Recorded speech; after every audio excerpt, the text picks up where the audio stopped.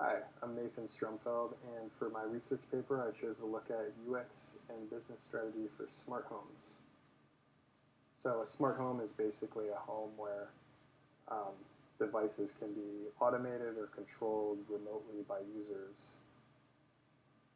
And this fits into the broader trend of the Internet of Things, a growing trend where more and more devices and objects are able to collect and transmit data. We currently have almost 5 billion connected things, and this is predicted to reach or exceed 50 billion by 2020. So it's really a huge trend, and smart homes will definitely be a big part of it. So I first wanted to look at how UX is different for smart homes than websites or apps, and with any connected environment, it's definitely different. Interusability is a term that refers to the distributed experience across devices. So you can't just look at the experience with one interface. In a smart home, you would have a dozen or more connected products. You have to look at the experience, the whole broad experience. Interoperability, how these devices actually all work together. So you can see this suite of Nest products here, and they all work great together. But if you started introducing smart speakers or refrigerator or vacuum cleaner, how do they all connect and work together? In many cases, they don't. And it's just a broader ecosystem to consider with a home. You have the family, the neighbors, anybody coming to visit the home. There's oftentimes services connected with these products, so you have to think about how the service affects the user experience, all the technology behind it, the cloud computing, the network connection, electricity. So it's just a much broader ecosystem with many moving parts that we have to think about. As far as business strategy for smart homes, developing a good elevator pitch is really important with a good value proposition. A lot of this technology and products are new to users, so they don't know exactly what it is. So we need to clearly state what it is, what's the value, and how it works. Productization, the extent to which basically they communicate the value proposition to users. It's very important. Metaphors can help with this. Like Nest, the learning thermostat, is a great example. A good metaphor. It just really clearly states what it is and what it does. People are often set in their habits and routines and don't want to change. So if we make products that fit into their lives, they're much more likely to adopt them. Some sources of friction between users and businesses: persuasion and behavior change. This is really powerful, but we need to think about who gains the benefit. If people are just persuaded to spend more money than just the business benefits, if they're, say, changing to be healthier, then they benefit. We need a good balance. Data ownership and data sharing, so privacy is a big issue. We need to think about the data we're collecting, who has access to it, and find out how users feel about privacy and data. Machine automation and human action. So a lot of people think automation is great, but we need to think about, a lot of times users want to do things themselves. If they, say, enjoy gardening or they want human contact, they want to water their own plants. Well, you give them the option of technology doing some work for them, but allow them to do things if they want to do them themselves.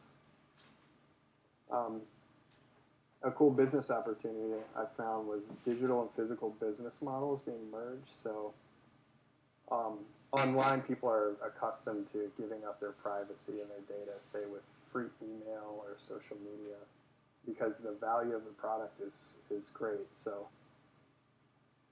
for smart products in the home, it collects all this data. So say this fridge might pop up with ads occasionally in exchange for a cheaper product. So we need to think about how we can use all this collected data to increase revenue and maybe use for advertising. As far as UX strategy, some challenges I came across: products often don't match user expectations.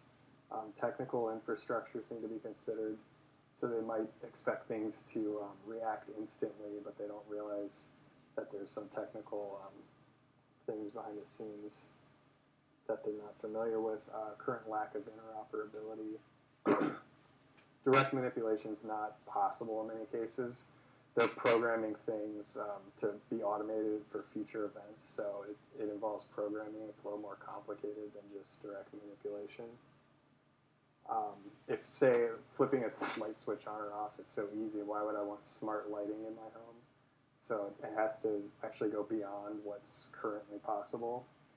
And so this leaves an opportunity, say, for the light, if the lighting can do really cool mood lighting or create sort of a wow factor, this might tip the balance for users. Or if they can automate it to look like they're home when they're not. Allowing people to connect rather than just control. So the technology can really help friends and family share, pictures and music and coordinate schedules and things like this. So that's a really positive experience for people that the technology can help with. Behavioral change is really powerful. If people want to adhere to certain values or lifestyles, say they have religious obligations, this can help, or they want to just be more energy efficient, the technology can help them adhere to that and make suggestions to keep them on track. And people often use this technology for unexpected things. Like one family used their security cameras to capture memories in a vacation home, and they would share these amongst each other and remind them of all the good times they had. So we did think about that, how people might use these for other purposes. So as far as measuring success, behavioral metrics can help, but a lot of times we have to go beyond this and find out really how users feel about the technology. So field studies, ethnographic research, and interviewing, asking people questions is the only way to really get this. And a lot of these systems are designed to predict what users want and based on data. So the accuracy of the system is really vital. So one thing people do is look at all the data collected and say also maybe some of the predictions from the algorithms and compare this to observed data to make sure that it's accurate. So I think this is really exciting new technology, and I hope you all enjoyed my presentation. Definitely check out the paper because it has a lot more detailed information and examples. Thanks a lot. Have a great day.